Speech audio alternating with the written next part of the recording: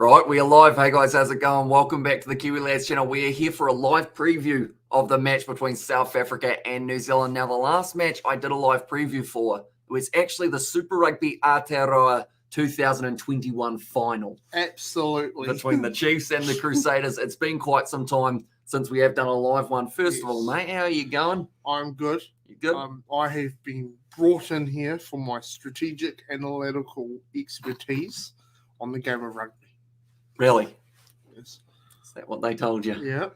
At the moment, I should mention as well, there is a Hawke's Bay Ranfurly Shield Challenge that has just taken place. That is between Hawke's Bay and Counties Manukau. We will keep you updated with what is happening in that contest as well. But nonetheless, we'll jump straight into it. First of all, we'll look through at the Springboks lineup. Now, your head will disappear for a little bit here, mate. I do apologise. Oh, it's all good. I for can that. silence. Oh, no, you're still slightly there. This is the starting lineup for South Africa that they have gone with. Oxnashare, Bongi Umbanumbi is no longer in that starting lineup. Instead, it is Joseph Dweba, who has been brought in for injury cover. And then number 3, it is the big man, Franz Malharba, who did have a very good first test match up against the All Blacks. Then the locks unchanged from last week. Ebenetzebeth at number 4 and Ludiacha at number 5. Then Sia Khaleesi at 6, the captain of the Springboks. Peter Steph-Toy, brilliant in the breakdown and also really brought that physicality into the breakdown last week, trying to get those counter rucks going. Number 8, a massive return. Dwayne Vermeulen does come back from his injury.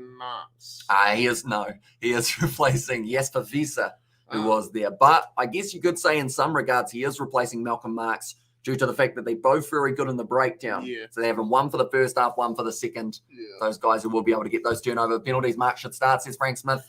And also, hello, says Gareth. Welcome in, mate. Hope you are doing very well indeed. Then Jaden Hendrickse, there at number 9, brought into the starting lineup due to Faf de Klerk getting injured. Then alongside that, it will be Hondre Pollard at number 10, had 100% kicking accuracy last week. I believe at altitude, he will get just that little bit more distance. Makazole Mapimpi out on the right wing, the left wing, Damien Dialende and Lukanyuam, an extremely strong midfield combo. They will be there as the centres. Number 14, Jesse Creel, gets added into the side due to the 4-week suspension of Kurtley Arinsur. And then at number 15, it will be Damien Valimza. Where's Faf de Klerk? He is currently injured. He did end up taking a very heavy head knock in that last match. Within the first minute as well, he just head-butted Caleb Clark's knee, knocked himself unconscious, and that was the end of Faf de Klerk, possibly for the next couple of weeks as well. But he did actually make his way back out to join the team, which was a good sign. So he's not dead. Not quite.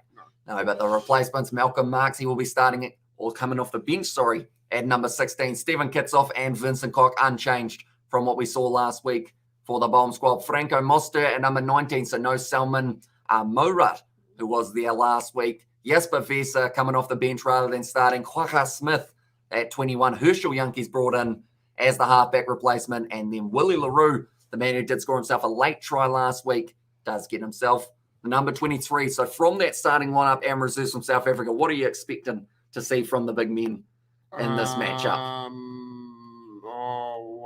know Malcolm Marx is strategic. He is. That's strategic. There's a reason why they're putting him on. I don't know. They didn't do a lot of running rugby last week. Although more than the All Blacks almost for running meters. Yeah. Do you ask me who I think is going to stand out? A little bit.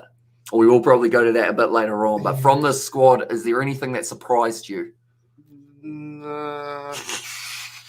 Good. Game on Sunday. Not really. It is indeed so, Lossie. This game will be kicking off at 3 a.m. on the Sunday, or 3:05 a.m. minimum. HIA staying down to 12 days, says Gareth. And it's a big surprise to see that Beauden Barrett is still there for the All Blacks with how hard he landed on his neck. But that transitions us straight to the All Black side that they have gone with. And this one, it is Ethan de Groot in the starting lineup at prop, Simasoni Takiaho at number 2, and then Tyrell Lomax at 3. So they have made 2 changes in the propping department from what they had in that first test match. Sam Whitelock at 4, Scott Barrett at 5. Then Shannon Frizzell moves into that starting lineup rather than Akira Ioane. And then Sam Cane still keeps his captaincy at number 7. Artie Savia at 8, Aaron Smith and Richie Moonga going to be the 19 combo. So a little bit surprising seeing Aaron Smith keep a starting spot, but one of the few players who have actually played at Ellis Park before, with the last time being quite a few years ago. Caleb Clark at 11, David Arvili and Rico Ioane, an unchanged midfield from what we saw last week. And surprisingly, they did stick with Will Jordan as number 14 and Geordie Barrett as 15. Now, there were slight concerns with both of those players. Will Jordan had a stomach bug earlier in the week. He is 100% now, though, and Geordie Barrett, his ankle was questioned, but it does seem like he is going to be all right. They were playing with marks, and score prediction says Rugby Hub. In my prediction a little bit earlier on that I said the Springboks by 10. I don't know. Good. I don't know a lot about rugby. I think it's going to be a lot closer. I think it's going to be a better performance by the All Blacks. But Aaron Smith, he has to play really well. He has to be like Aaron. Aaron has to be doing what he does. You know what I mean? And it's smacking the balls on the arms, yelling at full voice like, come on! So. And did Suzy the waitress return? Says Gareth there. And also, do you think that Fitz Snyman can return to the box? I think eventually he will get himself back into this one, but it's very tricky because at the moment you've got two very good informed locks with Ebenetzebev and Loteaga. So I don't think they'll change those two up until they know that RJ Snyman is going to be, is going to be 100%. I see him in the World Cup squad, though, alongside Loteaga and also Ebenetzebev and Mostert. I think Snyman could really add a little bit more. Whereas Roger Tuivasa-Sheck, is he not ready yet, says Joseph. It's a bit unlucky for Tuivasa-Sheck because with the fact that he hasn't been selected in these games, I hope we do get to see him get a little bit of a crack in one of the later ones, or else he could have been playing for Auckland, get him more game time, similar to what we actually thought might be the case, give him more time, got the ABs, the new ABs cards yet. Says it was Max. Are we talking like the stat attack ones, Max, or which ones? What time is the game starting in South Africa time and on what day, says Eugene? So it will be a Saturday night, 5:05 p.m. for you guys in South Africa, whereas for us in New Zealand, it is 3:05 a.m. It's going to be a late night one, but then alongside that, it is going to be the Argentina-Australia game kicking off at about 10 past 7 for it. And Bok by 3 if they win, says Rugby Hub. And also got the limited edition cards, says Max. And also, hi man, All Blacks, I must trust their ingesting, and we will win, says Marcelo. And also, we have got Box by 6, I reckon, says Gareth. Yeah, I can see the Springboks once again starting this match very well, playing it at a high tempo, because at the end of the day, the altitude just burns your lungs. You want to be able to go for the full 80, which I think is why they've gone to Kere Ioane off the bench. Perfect segue, really. We're looking through the rest of the reserves and all front row from the Crusaders with Cody Taylor-Bauer and Fletcher Chanel. Also be the strategy with Malcolm Marks. So they're going to have to really fight for the full 80. The All Blacks are, really fight. I'd say the last 40 minutes will be harder than the first 40, to be honest. Well, that's when your starters have all of a sudden felt it. You got Beauden Barrett off the bench. I was mentioning beforehand that he's got a brilliant record coming off the bench, actually only having one loss ever for Beauden Barrett off the bench in the 33 times that he has come off the bench, and also on a 13-match winning streak off the bench for the ABs as well. And a shame Roger Tuivasa-Sheck and the Storm's Vunivalu both missed the test this week, says Frank Smith. Yeah, it is a shame that we aren't seeing too much of those flying wingers. And also Roger Tuivasa-Sheck, I think he could have had quite a decent run at 12 in this contest, just to throw something a little bit different. But like someone said a little bit earlier on, maybe they aren't quite, I guess, reliant on him yet. Go on, we'll give him a bit more time. New Zealand 12 and 13. It is David Arvili and Rico Ioane for this contest. But looking at the rest of the bench very quickly, Tupavai going to be coming off the bench. Akira Ioane, also Finley Christie, Beauden Barrett, and Quinn Tupaia for this one. But we will go like that, and we will go like that. And also we've got our mate Ioane doesn't play like a centre, does he? He passes the ball like one in Nelsprit.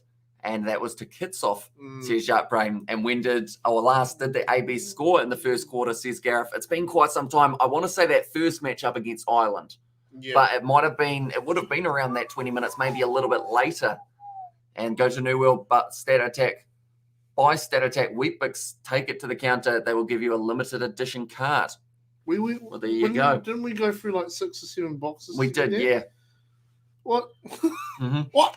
How many of those games did he come off the bench with a starting that didn't have DC Kiwi lads, says Sean? I don't know all the stats. I just know the short ones. So maybe not too many, although Richie Mo'unga has probably started. I would say maybe of that 13-match winning streak, I'd say Richie Mo'unga has started 10 of them. Yeah. Something along those lines, because they did have quite a little bit of a transition and great review, Hamish, and your mate, sorry, don't know his name, but he's very laid back about this. I'm losing faith, Bob, from the lower heart. He's losing faith. I made him lose faith. No, not in you, just in the All Blacks. What's wrong with this guy? Come on, care a little bit more, mate. Come on.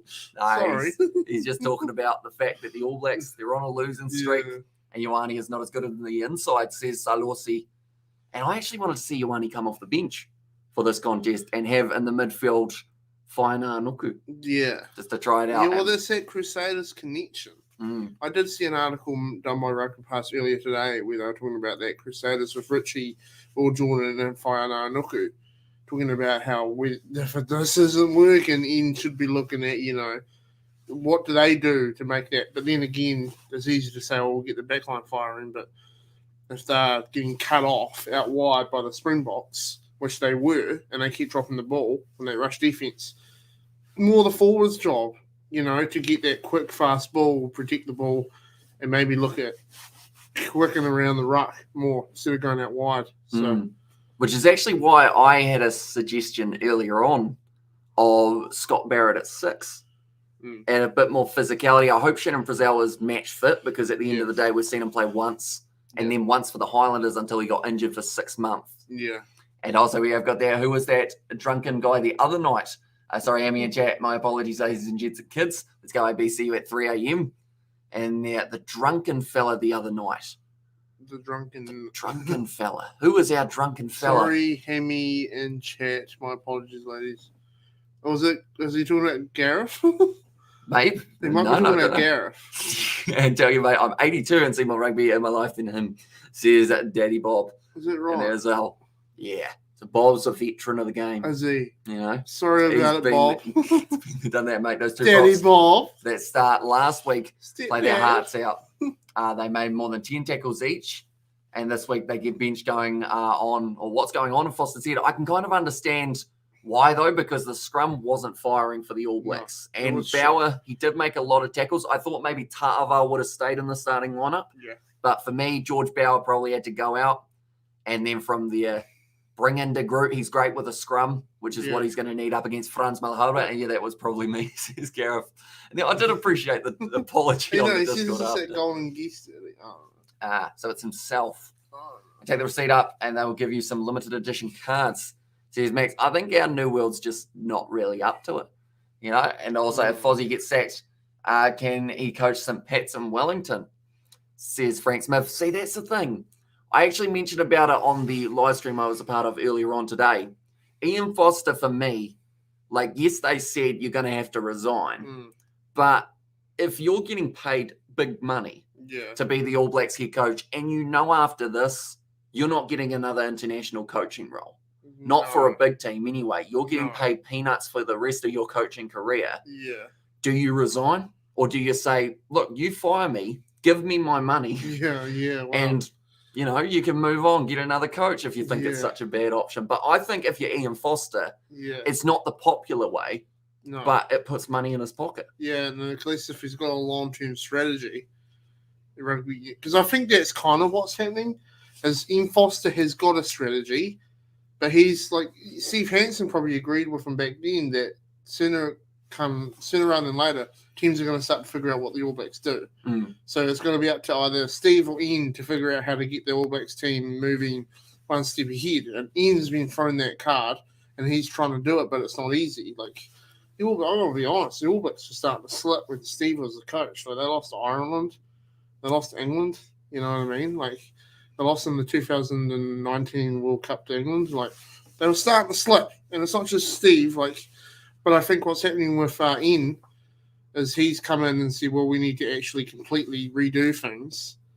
And that's caused the All Blacks not to know what they're doing. But maybe they might get it. And then they might start winning. But, so. And there are no Lions or Bulls playing in the Bok team, so altitude will affect both teams equally, I think, says Shark Brain. I guess that is a good point, that they will still have a little bit of that altitude to deal with, although you'd think the South African players throughout their URC time, they would have had quite a bit of time playing up against the Lions, playing up against the Bulls, whether that is Curry Cup Rugby or United Rugby Championship, they'll probably be a little bit more accustomed to this altitude, whereas us down here at sea level, we don't really experience. Did he?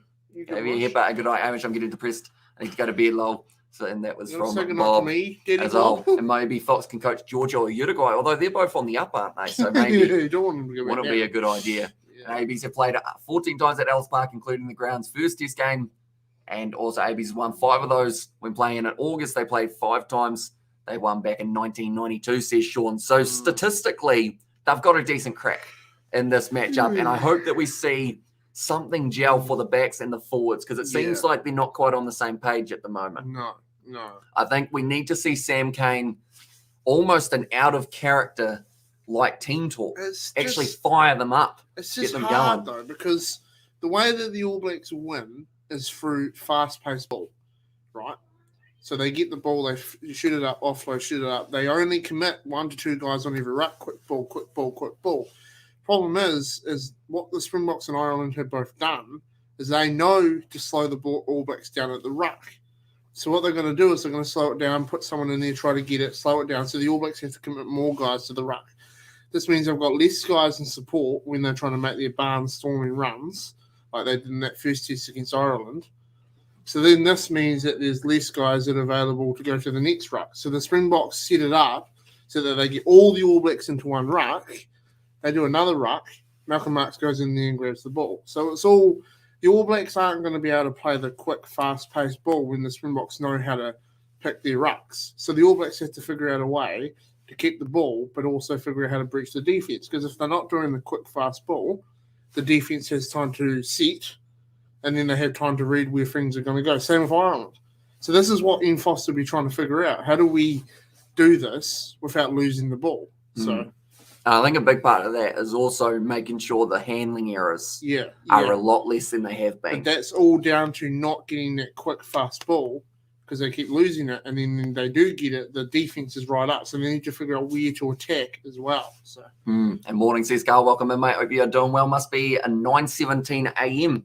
currently in South Africa on the Friday. So we do appreciate you all being here for this slightly different type preview that we are doing on the channel as a live preview rather than doing it as the video. We thought we'd try it differently. If you guys do enjoy this concept, do let us know, and we will be sure to do a bit more of it. The great side of McCaw and Carter lost 3 times in a year to the Box back in 2009. Sometimes there's simply better teams in the world, says Darren, and that is something else that a lot of people do need to consider is they're playing some tough opposition at the moment. There are sides that are in form, and the All Blacks aren't one of those sides that you would think of as an informed team.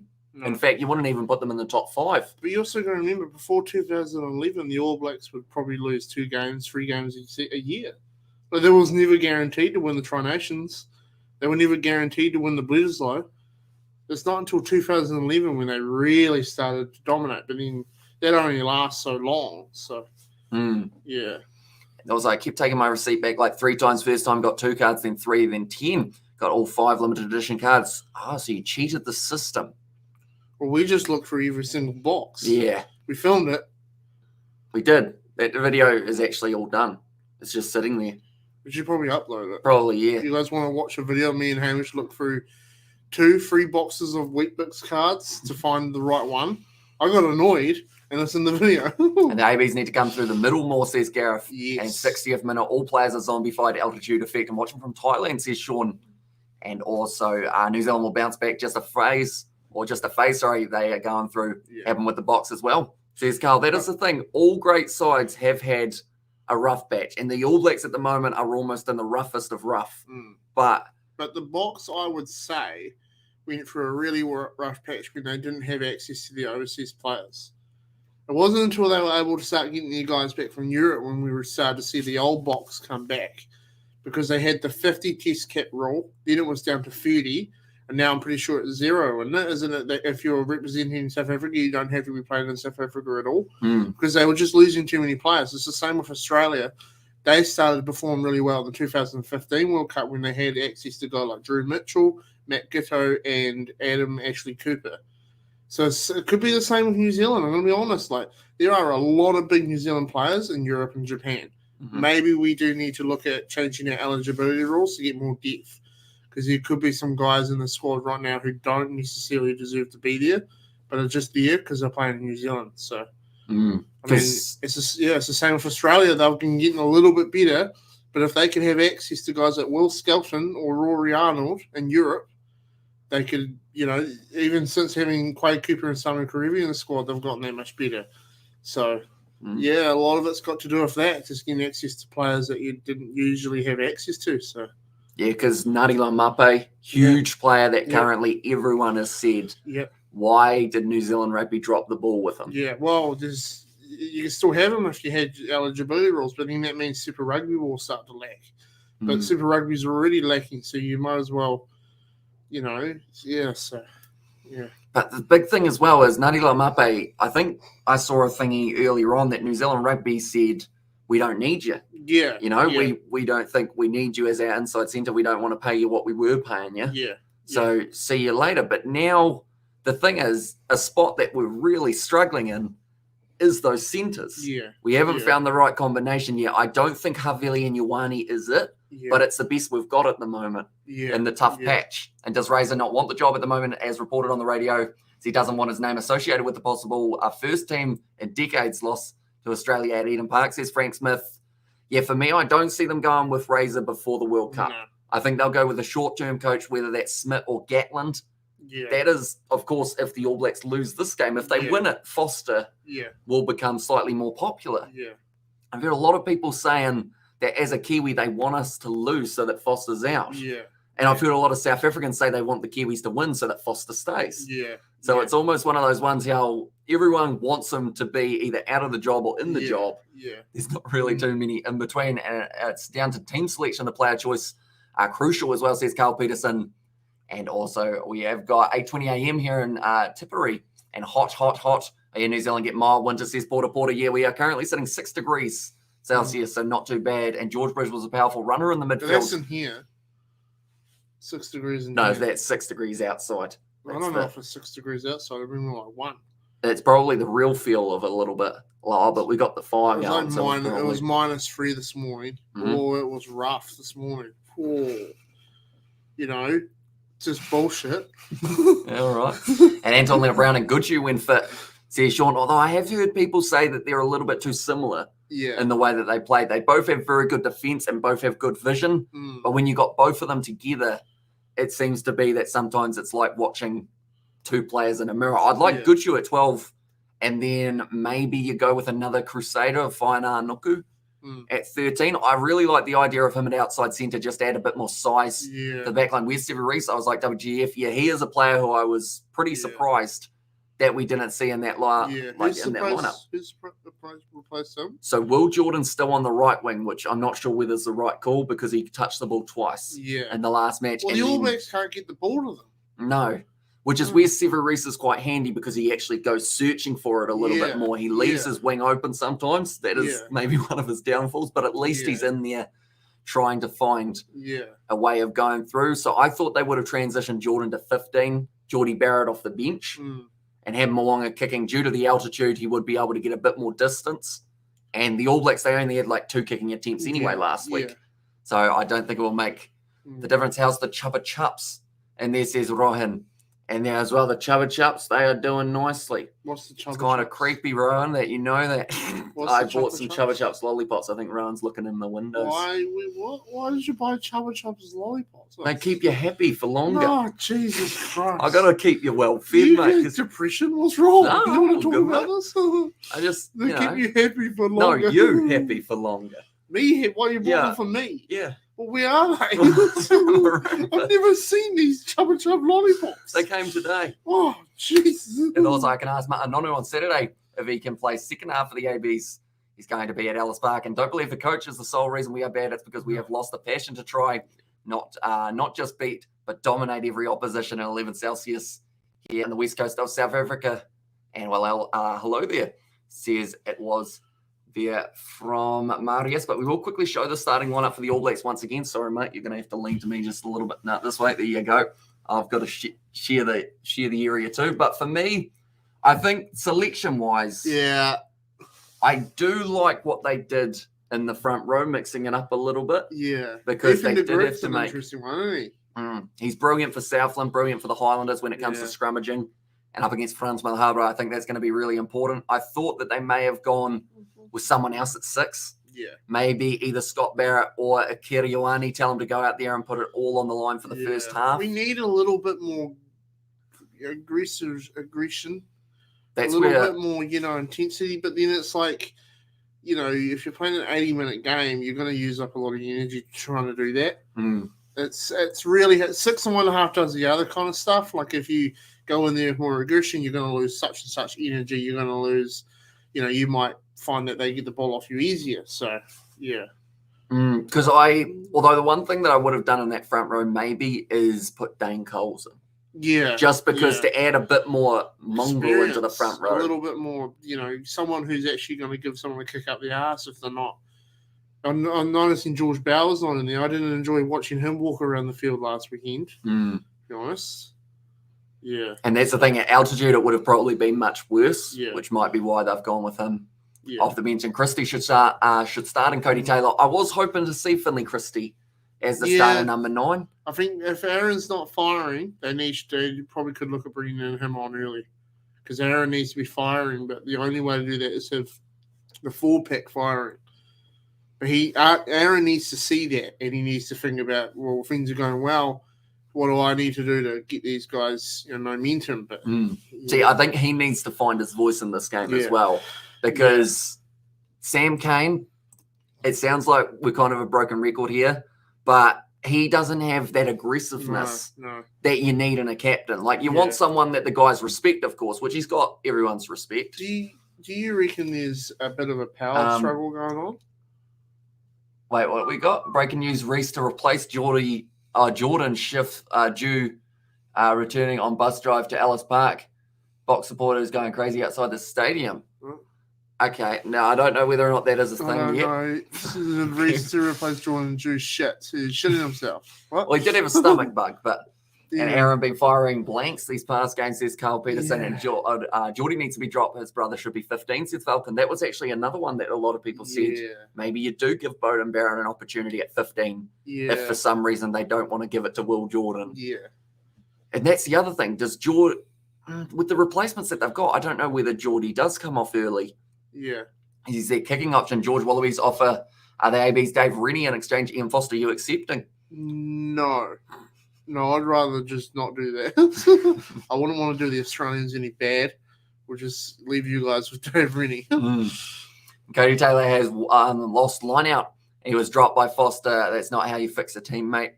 And read my last message, please, says Max. So your last message, it was on my team pack. I only need Buck Shelford, Tanu Umaga, Brad Thorne. They got 7 Buck Shelford. Going to give a Buck Shelford to someone I know because they only need Buck Shelford too. And I feel like Fozzie is the captain of the Titanic. He's just walking around melodramatically as everyone in New Zealand is in a state of panic. And Kane, the band leader, just telling the quartet play on. Yeah. Says Rico. Yeah, because for me, Sam Cane, if he was out there and he was telling the boys, like he was getting them fired up, like that's the kind of thing where you need someone who's going to step up, shout their head off at you. Yeah. Because some players, definitely the All Blacks, like, you know what it was like when Steve Hansen was the coach, Graham Henry. They'd give you a right fire lit under you if you weren't doing your job. They'd say, right, if you're not doing it, I'm going to bring on someone who will. Whereas for this team, it's like, you didn't play the best, but you can try again next week. You know, you only made 1 tackle in the game and made 5 meters, but that's okay. Because we're just in a rough patch. But, like, they need something big from someone. Can we all agree that Bledisloe is going back to Australia this year, says Sharp Brain? There's a good opportunity. Although the only problem is the fact that it's only a 2-test series rather than a 3. I think that does play in the All Blacks' favour. As a New Zealander, to improve Australian rugby and to improve New Zealand rugby, I think there needs to be a very strong trans-Tasman rivalry. I think it would actually be quite cool if all of us won the Bledisloe back, because in the next year, there's all this big drama about can the All Blacks get it back? Can the Wallabies hold it? You know what I mean? And Sam Cane needs to step up as captain, motivate your players, anything, hype them up. And that's where I like Dalton Papali'i, because you see him for the Blues, like clapping, he's chanting every time they get the ball in a turnover or something. And it's kind of like at the moment, if they win a penalty, the only one who pats Artie Savia on the back is Artie Savia. Like, you have to sit there going like that. Because, like, he gets the turnover and everyone's like, Yeah. Good. Nice. We'll kick it into touch now. Then they drop the ball. And I love Squidge Rugby. Scott Foster is only a rugby coach because he looks like one. Yeah. Says Gareth.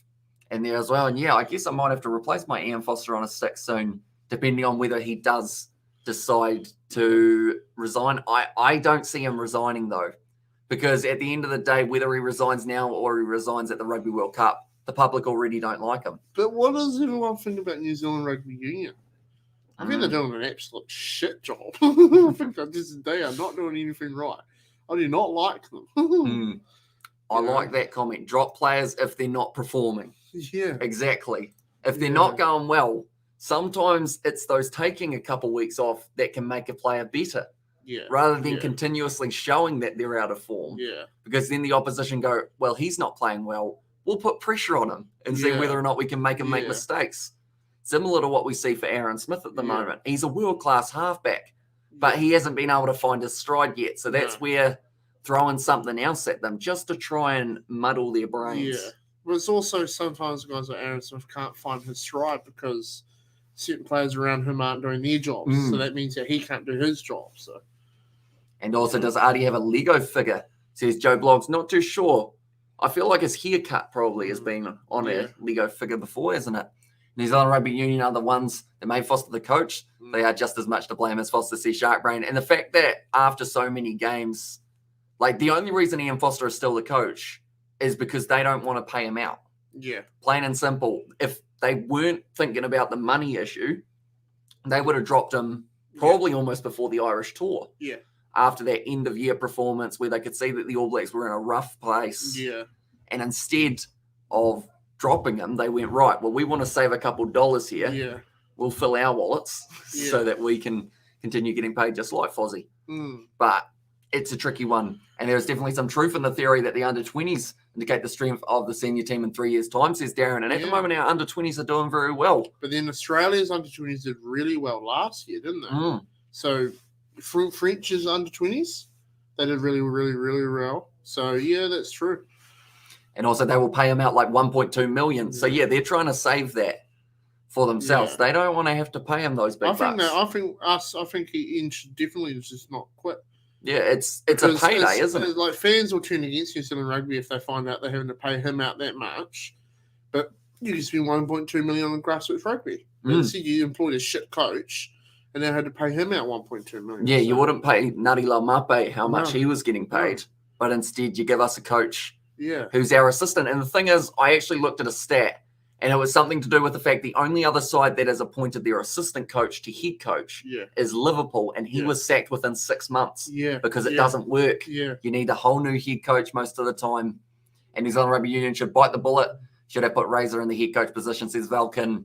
And I am having full Irish sausages, rashers, black and white pudding, also 2 fried eggs, brown bread, lots of butter, says Porter Porter. It sounds like you've got enough for all of us. Can we come to Ireland quickly? I disagree with the Bledisloe.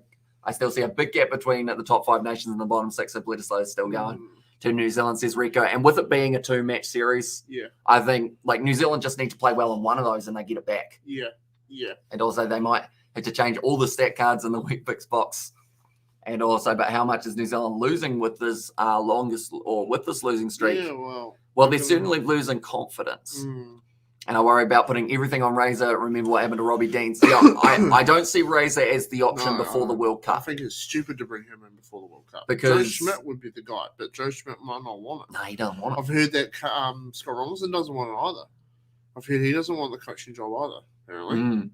Well, he wouldn't want it now because if they don't go better, then that's another coach that people will crucify. But I know that Scott Robinson's going to want to bring in his own people. That's how he operates. He has a lot of control at the Crusaders about who he brings in, like Ronan O'Gara, as well as he's just brought in another coach this past season for next year. I feel like get someone else in there if you are, someone who's already part of the setup, Joe Schmidt. Bring in someone if he wants them, pull them to the World Cup. Don't go into it with the perspective that you're going to win the Cup, because that's stupid. There's a very high chance they won't. And if you don't, then Joe Schmidt leaves at the end of that, and you bring Scott Robertson in with his whole new coaching, whole new strategy, his own thing. Give him 4 years. Give him 4 years and just see what happens instead of going in there and going, right, you're the coach, this is what you're going to do, this is what you're going to do. Because Scott Robertson works the best when he's motivated to get shit done and he thinks of his own way of doing it and you just let him do it. I feel like that's something that Ian Foster's lacking a lot. And also, we have got, didn't they just sign a deal with Silver Lake and now they are losing? Yeah, they've got a massive $370 million deal that they said they were going to put back into grassroots rugby. Yeah. So I assume that's why they're not paying out Ian Foster. Yeah. Because there's $1.2 million that they don't want to sacrifice out of pretty much what it could go into. But the thing is, like I mentioned, Ian Foster, whether he resigns after this game, like even if he resigns, like the ideal situation is everyone goes, okay, fair play, respect. But that's not what people do. No. This is 2022. People are really not nice at times. No. So whether he resigns now or he resigns in a year, people are still going to abuse him pretty much for the rest of his life, which is a sad reality. Yeah. So why not line your pockets with $1.2 million and be sad sitting in your mansion on a nice lake going, ha, got them. You know? Because, like I mentioned, he's not getting another big coaching role anytime soon, I wouldn't think. No. Because everyone looks at the record and goes, no, probably shouldn't get him. No. And how do you know when Mackenzie could get signed with the All Blacks again? I'd like to think very soon because he's playing for Waikato in the Bunnings NBC. Yeah. So I would assume because of that, it does mean that he's now eligible. Similar to what we saw for TJ Perenara when he did join up with the Rugby Championship. So maybe by the end of the year, take the money and enjoy life in his retirement mansion, says Carl. Exactly right. Like anyone who's looking at it from a business standpoint, when you're told, right, you can either resign for nothing or you can get fired for 1.2 million. Yeah. I know what I would do, even though it's not the popular opinion. Yeah. And why was you talking about? You might have come in halfway through. Pretty much Ian Foster, if he resigns, I don't believe he gets anywhere near as much money as he would if he was fired, which is what New Zealand Rugby don't want to have to do. Yeah, yeah. Because that's the thing. They've already lost a couple of their coaches. Yeah. And also, you're right, bring back D-Mac. Says Salan, how old are you, lads? I'm having a Foster moment. Just sat down and getting rid of a brown clown out of the circus. There's no paper, says James Ogden. That is unfortunate. Did you hop in the toilet without toilet paper? He did. That's a very silly thing to do. Mm-hmm. Damn. That's sad. It is. And also, we have got and also true that the Boks had 3 coaches in a row, which are still highly criticised still in South Africa, De Villiers and Meyer and Ali Kutsa. So that's the thing. Legacy lives on, whether you want it to or not. If you have one moment, people still remember Rieko Ioane dropping that ball about 3 years ago in the Rugby Championship that cost the All Blacks the game because they didn't get enough points. Yeah. People remember that. Yeah. People remember all the little things. Probably remember John Earls kicking the winning penalty for the Australians way back in the day. It's just little moments that stick with your brain, whether you want them to or not. So that's why you might as well get some money for it. Yeah. You know? Absolutely. And also we have got there, but surely there's a results clause, says Gareth. Well, I think they had that, but then they locked him in for another couple of years. Yeah. He recently re-signed about less than a year ago, didn't he? Yeah. And they went, we're going to give you till the World Cup. Yeah. Which was dumb. Yeah. They should have gone, we'll give you a year, see how it's going. And then after that, we'll get going. And did you do a vlog for the Georgia versus Italy game? I did not. I know that it was taking place, though, recently, wasn't it? If I'm not wrong. Or actually, is that the games that did take place a few months ago? Do let me know. At least we have Rassi now, says Vulcan, and I think Ioane should go on the wing for one game and see how he is. Yeah, I'd love to see him at the left wing just to see what they do with him. Yeah. And there, because normally it's his explosive pace that helps him out, which is also why I mentioned give him a chance off the bench. Number 23, get him in the game late when the other side are tiring, similar to what they're doing with Akira Ioane. Yeah. Get him off the bench, make him absolutely run his guts out. Yeah. Worst comes to worst, he gets tired. It's exactly what the rest of the team will be feeling at that point. Yeah. And also, if the ABs lose badly this weekend, the similarities will be uncanny. And players need to look for work, not pick their ass. So, there's a few players out there who are just stagnant. They're just not interested, And that's where you need someone like an Ethan Blackadder. And yes, he's injured currently, but boy, they are missing him at the moment. Cullen Grace, He's worked his behind off all season for the Crusaders. Yeah. When he was playing in the Irish tour for the Māori All Blacks, he was working hard, running it at anyone in their way. The Kiwi lads need to be selectors, says Joe Bloggs, although I think we get sacked pretty quickly. And maybe Geordie at 12 and take Havili out and put Will Jordan on fullback and Sevu as the wing. Yeah, I was very surprised not to see Will Jordan at fullback, and even more surprised not to see Sevu Reece out on that right wing. So I would have thought last week was an indication that Will Jordan out on that wing and Geordie Barrett at fullback just doesn't quite work the way they want it to. And Hamish, they literally gave Foster a permanent contract last year after he won the Bledisloe. He played the Box 100 Chess the following week. And where's Anton Leonard-Brown still injured? Yeah, sadly, still out for the rest of the year, I think, for Anton Leonard-Brown. And also, all right, lads, how's it going? We gathered once more to bollock Fozzie. Sebastian does seem that way. We're just talking about the fact how he'll rather get fired because he'll get some more money. And Rico too focused on a silly haircut and calf compression gears, says Marco Vonapola. And also earlier on, we have got Vermeulen 120 kgs, Peter Steptoe 120 kgs, Khaleesi 106 kgs, Artie 98, Kane 104, Frizzell 109. We are lightweight, and the loose forwards, we are very light. Which is where you wonder, who's a guy we could have who's got a bit of size to him in the loose forward trio that's actually big. But then, Artie's light, but he's got so much other to give. Which is why you need someone else who's bigger at 7 or 8. 7 or 6. Like, some would say that the Springboks forward pack would be too big because when they come up against a very fast-paced forward pack, they sort of struggle to keep up. But, Do you think the ABs are too focused on social media and not rugby? I mean, it has to play on your mind when you're a player. When you've got so many, people saying, you shouldn't be on the side, and then you just want to prove them wrong, but then you don't, and then it just gets worse for you. It's a tricky world that we live in currently with the fact that it's so instant. You used to, if you didn't like what a player did, you either had to see them in person or write them a letter. And it would take 10 days to arrive. Whereas now you can instantly send them a message saying, hey, I think you're the worst rugby player that's ever existed. And then, it's so easy. To kill them. And Peter Gus would have been a decent option. I also quite enjoy the size that someone like a Tom Robinson brings. That little bit of extra height, whether he is playing lock in replacement of Scott Barrett, who moves to 6, something like that, just to give that a little bit of extra size. Long arms is something we're lacking a little bit of, isn't it? Someone like a Courtney Laws who just gets straight over the top and is standing with his arms just completely down. New Zealand Rugby made the biggest mistake by kicking out South Africa teams out of Super Rugby and not playing big physical teams to toughen up your players. It was Sanzar. That wasn't NZ Rugby. That was Sanzar. I hate Sanzar. A bunch of dumbasses. Okay, I should mention as well, if Sanzar ever see this, you're a dumb. This is George. This is George, and he doesn't like you. You're stupid. Stop following the money. And I reckon George would be a good tackler in the All Blacks, and Artie Salvi as our best number 7. Rico Ioane as a winger, not a centre. How many passes did he throw last week? Geordie Barrett should be in the midfield. Says Paint Watcher in there as well. But the thing is, there's a lot of people who can see, well, I guess to the untrained eye, but also the slightly trained eye compared to the coaching staff. We can see what we think needs to be changed, but they never do it. Well, but they're also looking at things from a completely different perspective. And Reed McCaw and Kano weren't massive. Says Dime Dual Death, although they also all had a ticker.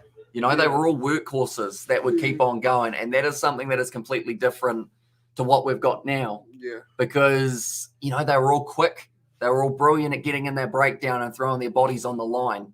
Whereas currently we seem to be lacking that mentality of kill or be killed in the breakdowns. We want someone who's going to go out there, risk the line of what is allowed and what isn't allowed, just to try and put in a big hit, get them on the back foot. And what's the score between the Magpies and the Steelers game? It is currently 21 points to 6 in favour of Hawke's Bay. So a little bit more one-sided than we were expecting.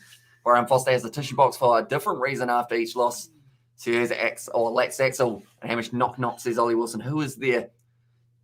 And come on, Jets, hope Fozzie don't see these comments on staying on till he gets sacked. I personally believe that Fozzie should have sense of pride and love for the jersey to step down, says Rico. But the thing is, if he had that, he would have stepped down before the South African League, I think. He's decided if there's money there, And it is that whole thing that we went back to before about you're already a hated man. Yeah. And yes, you might have like 1 in every 15, or actually, no, it's probably 1 in every 100 people will respect him more for standing down and go, okay, we don't mind you anymore because you did that. Yeah. But the other 99, they will hate him for life. So would you rather be a hated man? Yeah, but some people get real into it, you know? Him. He's a fucking good bloke. You know, I don't hate him though. But like, would you rather be someone who people go, oh yeah, he's all right, but he's got like an extra 1.2 million now. We need a man up front, get some dominance and go forward. Imagine if he was like, we hate you. He's like, yeah, but I'm got 1.2 million, so who cares if you hate me? I'm gonna go hang out with my $1.2 million. Me and my wife, so who cares? Yeah, I'm going to go for a year in Sydney because I can. I was going to pop off on the Rolls Royce for a little bit at the end. You know. Yeah, Foster will be hated at the pub, whether he resigns now or not. Well, he'll be shouting everyone beers of his $1.2 million. And be hated with money, then be hated with without money, said Sean. Yeah. Might as well try the money. It's the sad reality. I'm sure his wife will be saying that. It's like, we either be hated with no money or be hated with $1.2 million. She's probably on the internet shopping. She's probably on the internet going, oh, we get this catchy in. And he's like in South Africa FaceTime and he goes, all right, that's all good, hon. I'll see what I can do. Do we need 1 jet ski or 2? 2 jet skis. I like the new Range Rover, honey. Poor Ian, eh? Yeah. It is a tricky situation to be in. Yeah. You know, we got to admit that. It's a very tough one. Yeah. And also, Matt told what we're going to do is I'm going to see if Ian Foster actually has an Instagram. I don't think he does. He'd be smart not to. I think Sam Cane does it, doesn't he? Yeah, Sam Cane does. Ian Foster doesn't. Scott Robertson doesn't either. No, Scott Robinson's. I think coaches kind of learn that. I think coaches sort of learn a little bit over the years not to get too involved with that because you just get ripped apart. Well, it's like there was a guy who tried to heckle Brian Habana, saying he was overrated. Yeah. What about that one with Eddie Jones? Oh, I love that. I love that. You're a traitor, and Eddie Jones is like, come over here. Come on now. I will drop your ass. I love that. Should bring around Vi and Scott and the locking department, Ethan Savia and Satutu. And also we have got there, does he still live in Hamilton? He probably won't at the end of this. Ian Foster? Yeah. Sure, he just moved to like Las Vegas or something. And what is the worst possible finish for the All Blacks this year if this trend follows? The worst possible finish. They don't get the Steinlager Cup. I don't think they're going to get the Rugby Championship Cup, and they lose the Bledisloe. So that means they get no cups for the entire year. You know? So, that would be unfortunate, wouldn't it? Yeah. And All Blacks are having problems they don't usually have. There's no one that breaks the line and offloads at the moment. No second phase. I think they can still win, but need quick ball to use their skills, says William. That's also down to the fact that when they make a break, they go to the ground, Malcolm Marx gets the ball off them. That's the issue. It's all going against everything the All Blacks do really well, which is fast-paced, quick-paced ball, because the Springboks know that. So they go down isolated, then they get the ball ripped off them. And they also can't do it with the amount of defense in their face. So, I feel like we've had some good discussions on this live stream. You've got to understand with rugby. Like, I've played rugby, and I've been taught rugby, and I've played against some reasonably good sides like Timbro Boys. You know, you got to understand that the forwards can't be in 2 different places at once. So you got to either play a fast-paced game, and offload the ball. If the other team's defense isn't that good and they're not very strong, you can do that. But the Springboks, they're not going to, just stand there and defend. They're going to get that ball at the breakdown. Frank Smith has said, did Marx used to be a flanker? Why is he so good at the rucks? I think he's just got the perfect frame. He knows when to pick the ruck. He will, it's like when David Pocock, when the 2015 World Cup was going, they did an analysation on David Pocock, and he'll stay back and he'll look at a ruck that's potentially forming, and he'll go, that guy's isolated, so he'll get him near it when he's making a run. Then the very minute he goes down, he's right over that ball. That's what Malcolm Marx does. And it's up to the other team that's got the ball to figure out how to stop that from happening. The best way is to get players over the ball to protect the ball. But if you're trying to play fast-paced ball, you can't do that. If you're offloading it and someone's all the way up there, it's just Yeah. And also what time it starts, Cecil. It will be tomorrow night, starting at 3:05 a.m. We've got a massive build-up planned for this one. We have got an interview once again with Norm Maxwell. We've got a kicking video. We've got stat-to-stat, head-to-head, all sorts of stuff that will be coming up. We may even look at having a replay of this interview. Well, not really interview, but because we have covered some very good points that I'm probably going to cover on the live stream anyway. Yeah. So maybe could look at playing it before we get into the analysation. And George knows his stuff, says Frank Smith. And box rush defence forces the back line to go back forwards or back towards the forwards. We have the guys like Mark's waiting, says Sean, and it will be no different in this game. Dwayne Vermeulen in the starting lineup. Yeah. He is going to be doing exactly what Malcolm Marks does when he comes on the field in the second half. Yeah. You've also got Kwaka Smith, brilliant in a breakdown. South Africa have got stacked opportunities of being able to jackal, turn over that ball. Whereas you look at the New Zealanders, Ardie Savia. Yeah. Anyone else? No, that not really. You'd say is consistently getting turnovers. Have never really been a side that goes for turnovers, though. They don't usually commit a lot of guys to a rut. They usually defend. And like their defense on Saturday was good. Their defense was good. It was more just they didn't know what to do when they have the ball. And the Springboks knew exactly how to defend against them. So you've got to figure out how to attack against the Springboks defense, But doing what they're doing in the last game isn't going to work. So if he goes in there with the same strategy, it's not going to work again.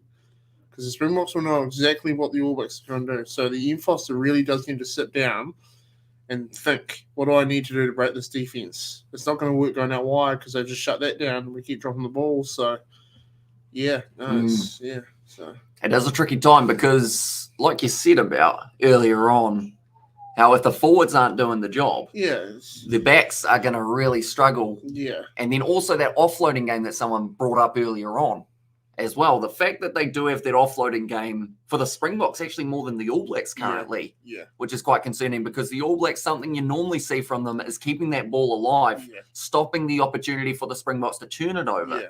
And I guess it's one of those ones that I guess if they're turning it over in the breakdown, at least it's not a fast break. But you still don't want to be turning it over, which is where someone like a Roger Tuivasa-Sheck, having that offload ability. Sever Reece, he's actually one of those guys. He would go with me for Ardie Savia in terms of actually trying to get the turnovers in the breakdown. Did it for the Crusaders throughout the season.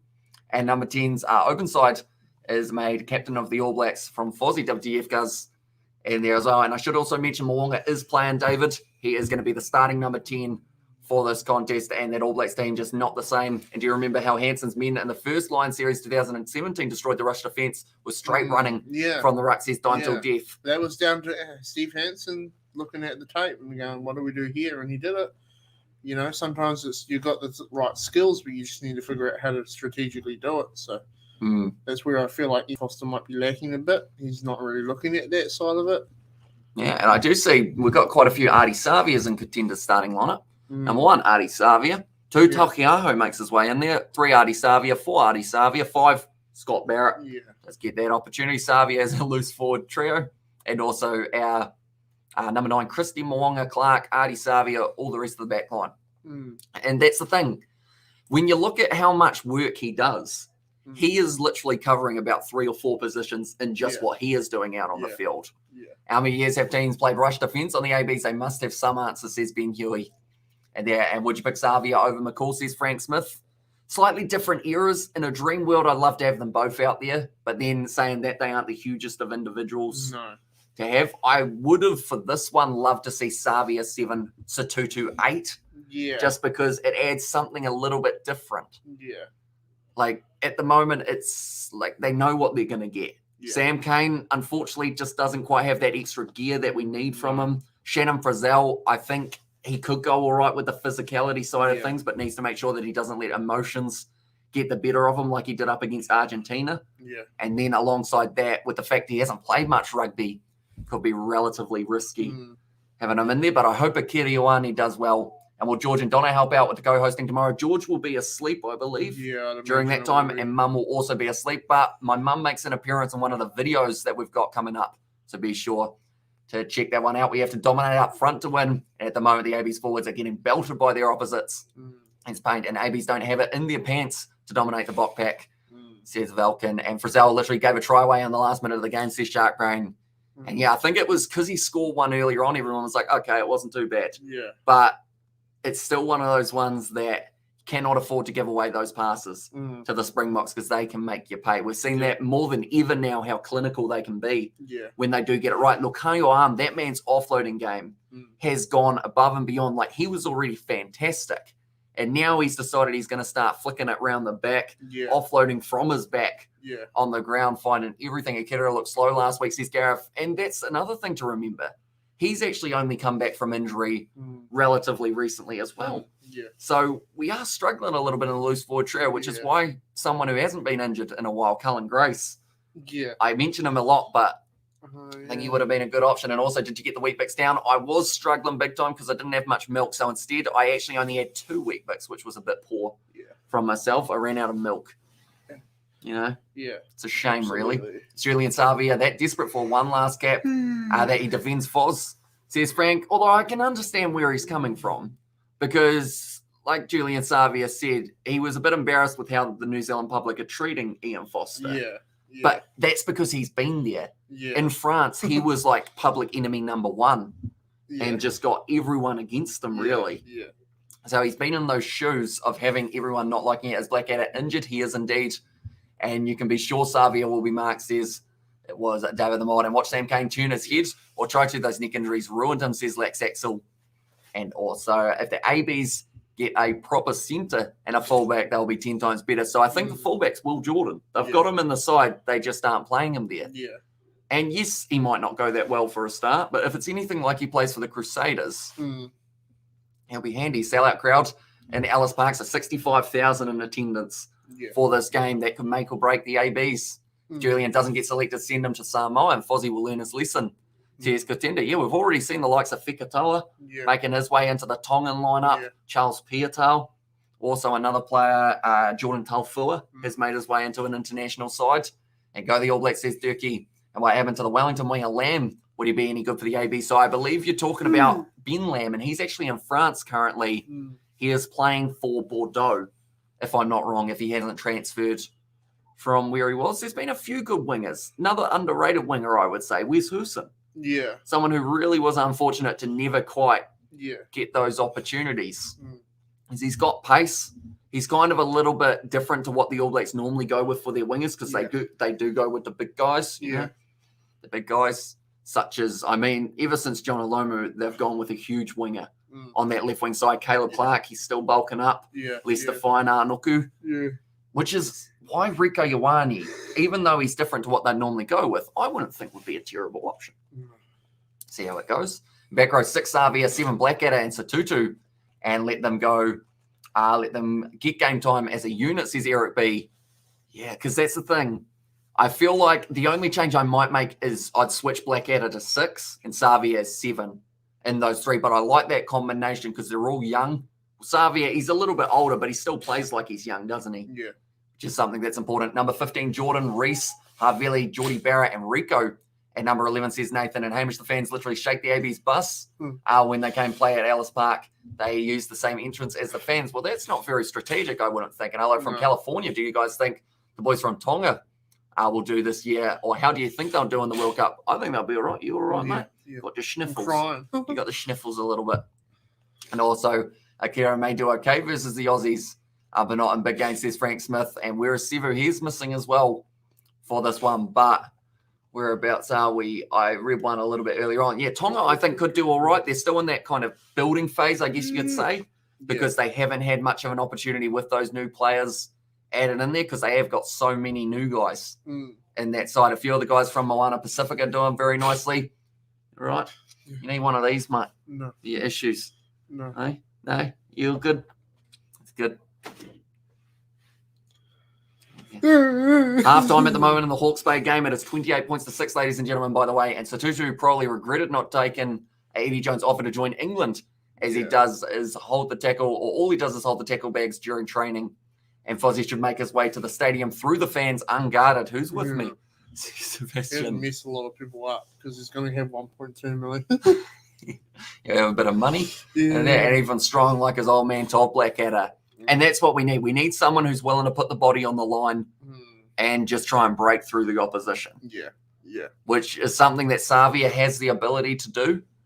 At the moment, I don't see it from the other two in the loose forward trio. Scott Barrett, if he was playing in there, maybe, because he seems like he is really trying to step up for the All Blacks, and he does have that physicality, similar to his dad, Smiley Barrett, how he'll be able to go out there. So Razor will coach England next year. There's a chance that he could be involved in the coaching setup of the English, but we will, of course, just have to wait and see how they do end up going. But I'm looking forward to seeing what the All Blacks bring into this game. I did see earlier on that someone asked for a prediction. I'm looking forward. Are the Barbarians playing the All Blacks?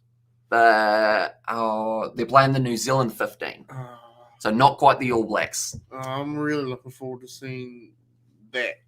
Him and Ronan O'Gara. Yeah. And Razor and Eddie, good combo, says Frank Smith. And why is George so tired? He's been working all day. Was up nice and early, getting out on the yams. And cheers for the update, Bunnings NBC. Up the Magpies, says Nathan. Is Jack Goodhue still injured? I don't think so. Or he's about 90% at the moment, I think. And look, ABs are done and out for now. I just watched the 2013 game. This ABs team, it could not match the Ellis Park crowd. Go Bok. And body on line, Tom Robinson, all day he throws that big orange rig into contact. Scary how careless he is with his chiseled body, says Marco Vonapola. And also the All Blacks, $3.75 to win the Rugby World Cup 2023. That's not actually too bad. I don't think that's gone down a huge amount since before they hit their bad patch. I know that France are favourites at the moment, though, I believe. And guys, I'm not hating on Fozzie Bear. No one deserves that. Says Aussie. Oh, sorry, that was Obi. Just imagine Razor beats the ABs 50-0 with his Barbar team.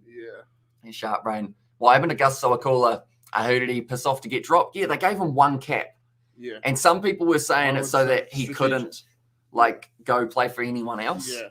But I don't know. He would have been a good option. I think his handling was something that did let him down just a little bit. And I did say that about his second half of the season for the Chiefs.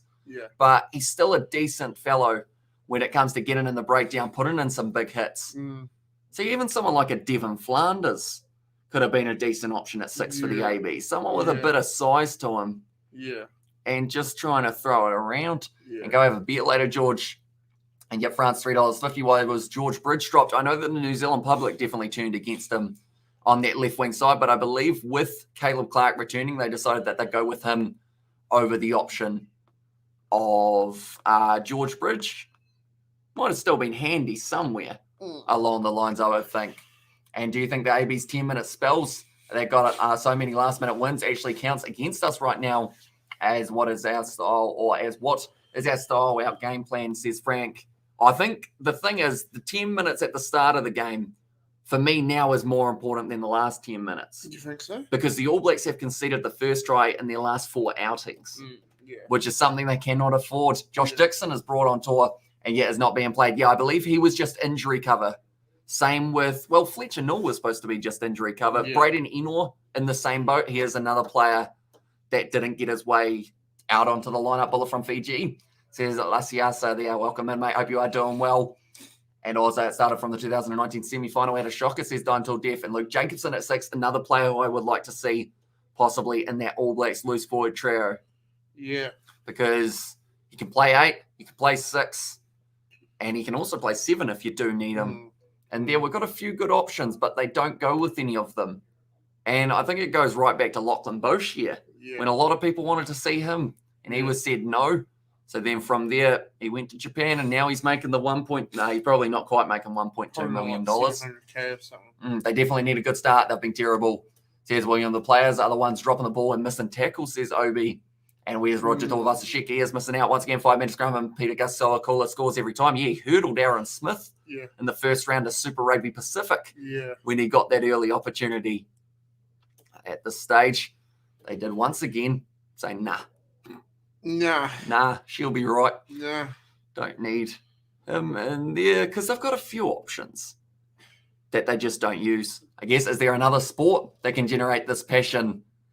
Says John Smith. It's a good question. I know that football really does have, it's make or break for a coach. Every game they lose, there's the chance that you could be gone completely.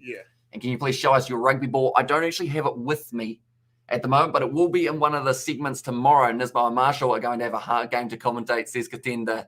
Yeah, it must be hard when you've been there and played for the All Blacks and they've been winning very comfortably, and then you go on to witness them just struggle time after time the Springboks will win with 20, says Christian. And can't wait until later on, says Gregor. What's the odds? Box can keep AB scoreless. South Africa are still having nightmares about the 57-0 drumming at North Harbour, says Paint Watcher. I mean, they all but kept them tryless in the last match. It was just that last try of Shannon Frizzell and Caleb Clark. It's like a perfect replacement for Ma'anono Akira. Struggles when his team doesn't have the ball, says Dime Till Death. And I was actually talking to someone about that yesterday, I believe. And it was the case of, I pretty much said, when Akira Ioane's on a winning team, he's very good. You see him all the time. When he's on a losing team, you hardly spot him. Yeah. Because he's one of those players who loves having the go forward, but he doesn't end up he doesn't go searching for it when it's not on his side. Goldberger gave some real solid advice about the ABs after the game. And what do you think the score will be tomorrow? I went the Springboks by 10 as my prediction. Yeah. And also we have got, if you suffer 2 losses in a row, the whole stadium a chance for your dismissal. Yeah. And can you please show us your girlfriend? You can see her. Am I your girlfriend? Yes. Isn't that nice? No, you're not, are you? I wish I was, Deborah. I think the media are too hard on Foster in New Zealand. Don't the Kiwis regret kicking South Africa out of Super Rugby now? Well, says Ashton Paul. The thing that I was just thinking of, it would be interesting if we did play against the South African sides. Do you think New Zealand sides would do well against them? As in our Super Rugby? Yeah. It'd be interesting. You've got to remember, this Springbok side has a lot of international guys who are playing in Europe and Japan. So I don't necessarily think the South African Super Rugby sides would be that good against New Zealand and Australians. It'll be the same. But, this is, so. And I think it would heavily depend on where the game's played. Yeah. As we've seen from the URC. Are we insight of when the cameras are off, says Sebastian, and can the ABs beat Argentina? It's going to be a tough one. Because at the end of the day, Argentina have shown that when they play well and they've got the passion behind them, they can beat anyone. Yeah. Yes, they haven't been able to beat certain teams yet. No. But they're getting closer. I mean, they pushed Australia. Australia scoring 2 late tries in that contest to be able to get themselves the win with a bonus point. Argentina were close to getting a bonus point of their own in that contest. Yeah.